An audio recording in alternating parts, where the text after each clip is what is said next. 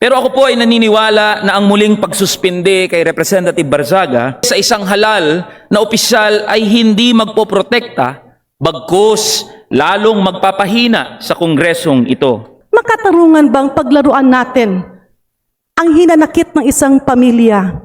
Makatarungan bang gamitin natin ang ating posisyon para gawing laro ang pagmanipula ng isip ng ating mga kababayan? Ang pinarurusahan po natin sa mga hakbang ito ay hindi si Kong Barzaga, kung hindi ang mga taong nasasakupan ng kanyang pamumuno. Patuloy na pinarurusahan ang kongresistang nagmiyaw-miyaw, ngunit wala pa rin nakakasuhan na malalaking magnanakaw. Masyado naman po tayong naging sensitibo.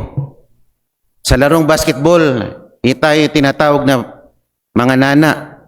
Konting sagi lang, nagpa-foul na agad. Mayroon po kasabihan, pagka yung bata kakamali, kumisan, nakakatuwa. Pero pagka yung matandang katulad ko ang nagkamali, parang nakakabwisit na. Like to explain their vote. Honorable Jeanette Karin. The Honorable Janet Gertz recognized. Please be reminded that you have 3 minutes to explain your vote.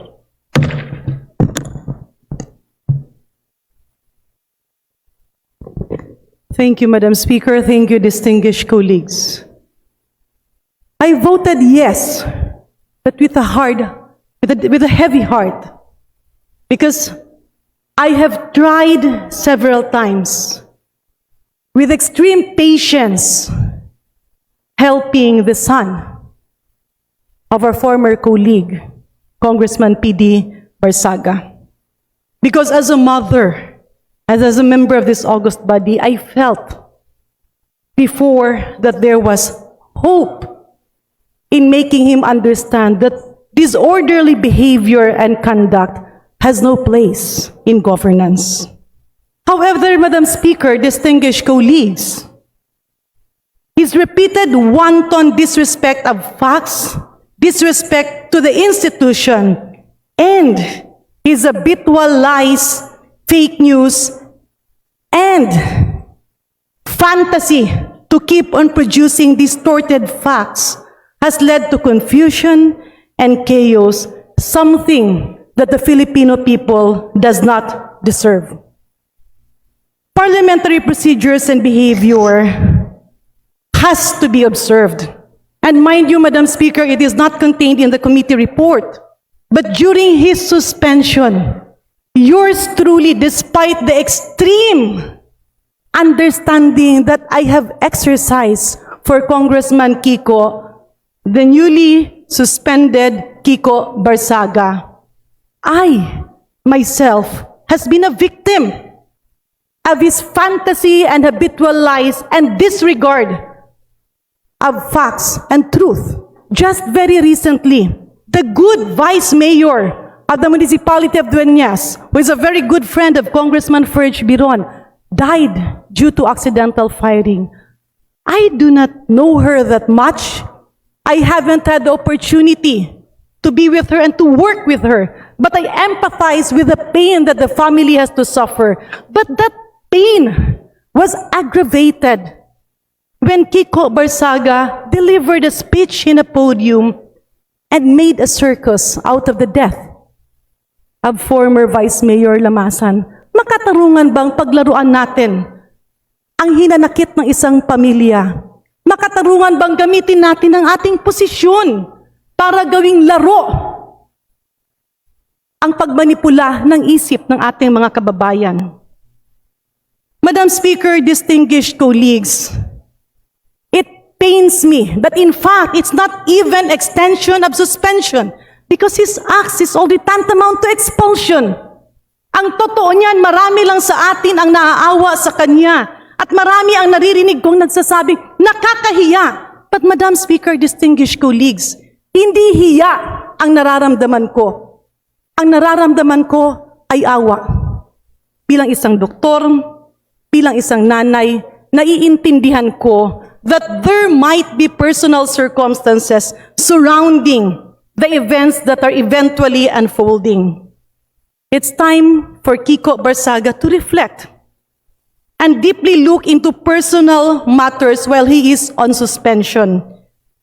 Nakakaawa, hindi lamang siya, dahil ang stress ng paggobyerno ay dapat siniseryoso, pero mas nakakaawa ang kanyang distrito na kailangan ng representante. With that, Madam Speaker, distinguished colleagues, with the indulgence of our colleague, the Honorable Kiko Barsaga, he would understand that our action is because we are a Filipino and our government deserves the service that we have to generate and deliver. Thank you very much, Madam Speaker. Majority Leader. Madam Speaker, I'd like to recognize Honorable Paulo Henry Marcoleta for his explanation. The Honorable Marcoleta is recognized. Madam Speaker, distinguished colleagues, isang mapagpalayang hapon po sa ating lahat. I rise to respectfully place on record my no vote in support for Honorable Francisco Kiko Barsaga and to articulate principled opposition to any disciplinary action that undermines constitutional freedoms and the sovereign mandate of Kong Kiko Barsaga's constituency. It bears repeating that Honorable Barsaga holds his seat not by appointment or party fiat, but because of the direct mandate of his constituents as reflected in the official election results and his assumption of office in Article 6, Section 6 of the Constitution. It points out that legislators derive their authority from the electorate. Any penalty imposed on Kong Barsaga that derives the people of Dasmariñas of representation must be carefully scrutinized against constitutional standards. Ang pinarurusahan po natin sa mga hakbang ito ay hindi si Kong Barsaga, kung hindi ang mga taong nasasakupan ng kanyang pamumuno. Ang mga mamamayan ng Dasmariñas, Cavite ang nagbigay ng kanyang mandato at siyang nagluklok sa kanya upang iparating at marinig ang kanilang tinig sa kapulungang ito. Tila tinatanggalan natin siya o sila ng lehitimo at malinaw na pamumuno sa paulit-ulit na mga hakbang upang patahimikin ang kanilang representante. Patuloy na pinarurusahan ang kongresistang nagmiyaw-miyaw, ngunit wala pa rin nakakasuhan na malalaking magnanakaw. Masyado naman po tayong naging sensitibo. Sa larong basketball, tayo tinatawag na mga nana. Konting sagi lang, nagpa-foul na agad. Kong Miao Barsaga is merely expressing his views under a current backdrop of unprecedented level of corruption in government never before seen. Nagsasalita lang naman po siya base sa kanyang nakikita at naobserbahan. Hindi po siya nag-imbento o gumagawa ng kwento na katang-isip lamang. If the disciplinary actions against Kong Barsaga stem from speech that discusses public issues such as statements on corruption or critical commentary, such actions risk contravening the fundamental right to freedom of speech and curtailing legitimate political expression. In closing, I reiterate the call I made the last time I rose in plenary to speak about the same matter. Huwag po natin hahayaan ang institusyong ito, ang House of Representatives, nagipitin ang kanilang sariling mga miyembro. Maraming salamat po, Madam Speaker. Majority Leader. Representative Elijah San Fernando to explain his vote. The Honorable San Fernando is recognized. Madam Speaker, mga kaibigan, ang kalayaan po sa pagsasalita at pagpapahayag ng damdamin ay nag-a-apply kahit sa taong pinakaayaw natin. Kahit pakaalitan, kaaway, o kinasusuklaman natin ng isang tao, hindi nito maaalis ang kanyang karapatang makapagsalita at ipahayag ang kanyang saloobin. Freedom of speech, Madam Speaker, is not selective. Hindi ito pumipili ng kulay o paniniwala sa politika. It is a constitutionally guaranteed and protected right. This representation understands the concerns of our colleagues in this august chamber. True, we must observe proper decorum. True, we, elected officials, are held to a higher ethical standard. Totoo na dapat nirerespeto at pinoproteksyonan ang ating institusyon. Pero ako po ay naniniwala na ang muling pagsuspinde kay Representative Barzaga ay hindi magpapanumbalik ng respeto ng taong bayan sa ating institusyon. Ang pagsuspinde sa isang halal na opisyal ay hindi magpoprotekta, bagkus lalong magpapahina sa kongresong ito. The will of the electorate should always reign supreme.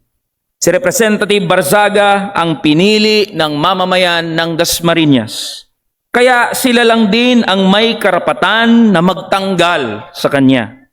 Hayaan po natin na ang mga taga Dasmariñas ang humusga, pumatol sa kanilang hinalal na kinatawan. Yun lamang po, Madam Speaker at mga kaibigan sa bulwagang ito, magandang hapon po sa atin. Majority Leader. Madam Speaker, may now recognize Representative Egay Erice to explain his vote. The Honorable Erice is recognized. Thank you, Majority Leader. Thank you, Madam Speaker.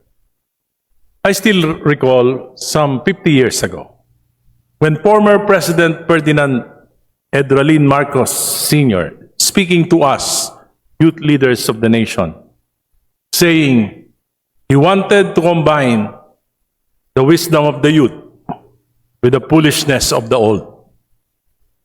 He said, the greatest advantage of the youth is the right to make mistakes in the process of learning. Mayroon po kasabihan, pagka yung bata, kakamali, kumisan, nakakatuwa. Pero pagka yung matandang katulad ko, ang nagkamali, parang nakakabwisit na.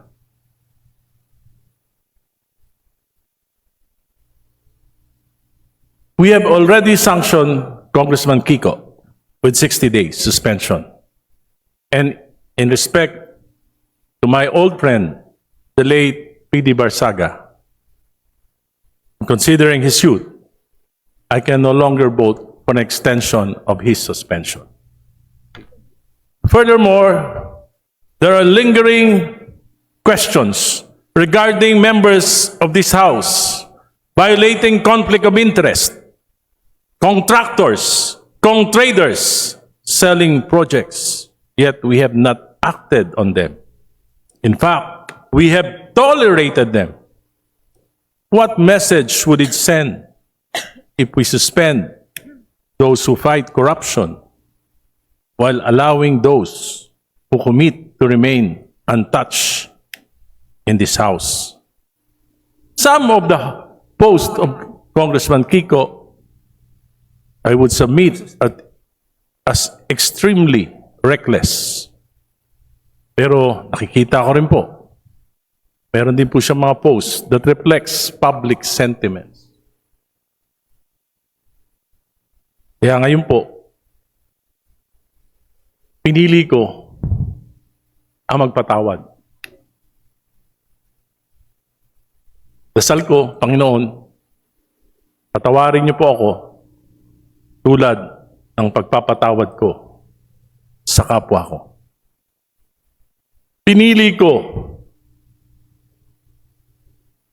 I chose to be kind.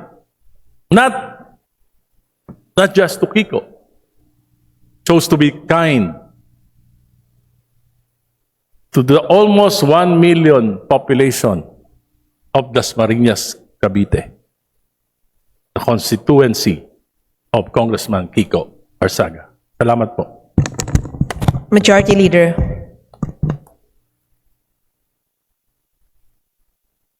Madam Speaker, I move to suspend session for a few minutes. Session suspended.